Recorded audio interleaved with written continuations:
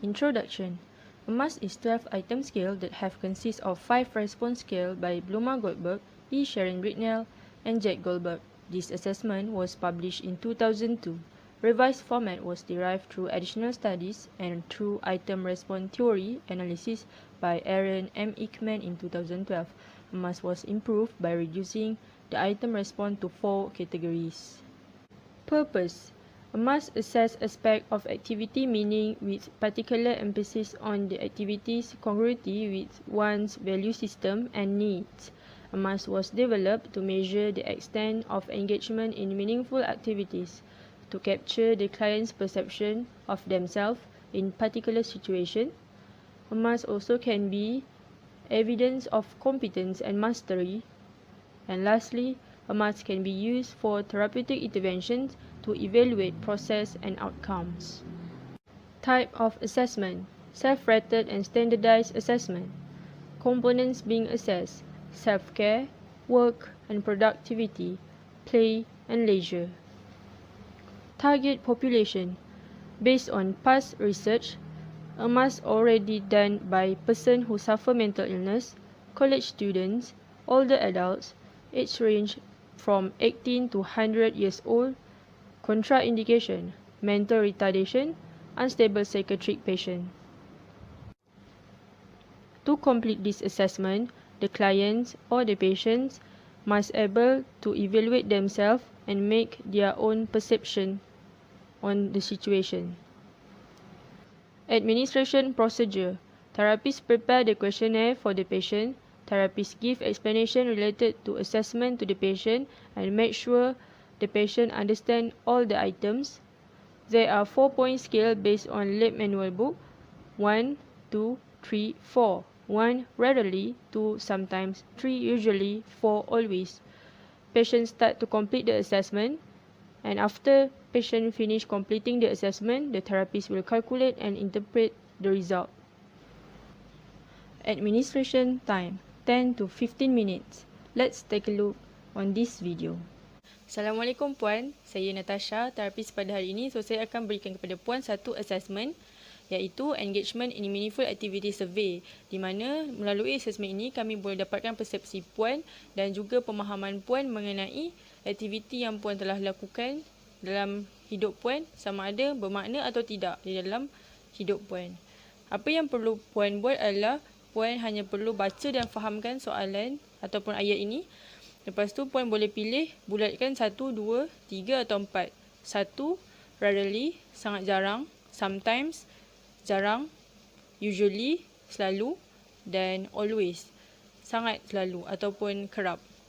Jadi Puan boleh isi sekarang.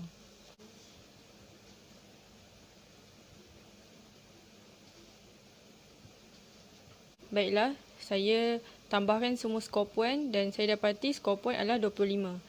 Kalau kita lihat daripada sini, skor Puan termasuk di dalam low meaningful ataupun kurang bermakna, iaitu apabila skor Puan kurang daripada 29. Scoring procedure: we just need to sum up all the items to get the total score. Possible score range is from 12 to 48. After we calculate the total score, we can do the interpretation based on these 3. If the Emas score is less than 29, it's mean low. If the Emas score is from 29 to 41, it's mean moderate. If Emas score more than 41, it's mean high. Interpretation: the higher the score, the more meaningful the activity to the patient.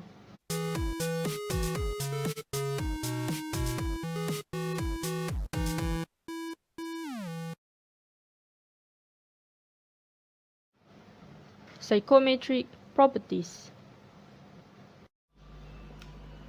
Reliability. For internal consistency, we can say that Emas have good Cronbach alpha score.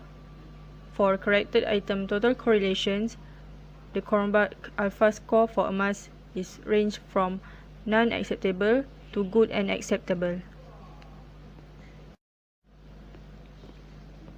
For test-retest reliability, in college sample, Emas has very strong association, and for older adult sample, Emas has moderate association. Validity, content validity, face validity. Items reflect meaning relevant criteria, including capacities of person activities to be congruent with one's value system and needs. Competence and mastery, value in one's social and cultural group. Criterion validity, conversion validity. Based on past research, we found it Emas and basic psychological need scale and source of meaning profile significant positive correlation. Emas and purpose in life test, moderate association. Emas and satisfaction life scale, low positive association. For divergent validity, Emas has low negative relationship with Centers for Epidemiological Studies depression scale. Emas has negative zero order correlation with short form version of the boredom proneness scale and the depression, anxiety, and stress scales. Remarks. Advantages and disadvantages. For advantages, easy to administer, easy to interpret the total score since we just need to sum up all the score and do the interpretation. Not time consuming since Emas only take around 10 to 15 minutes, easy to understand and good reliability. Next, disadvantages. Patient might confuse between the scale.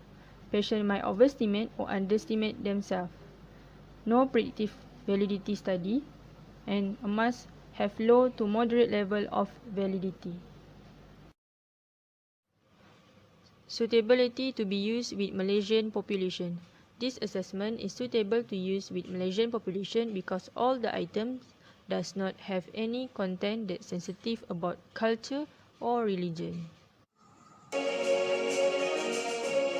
That's all from me. Thank you.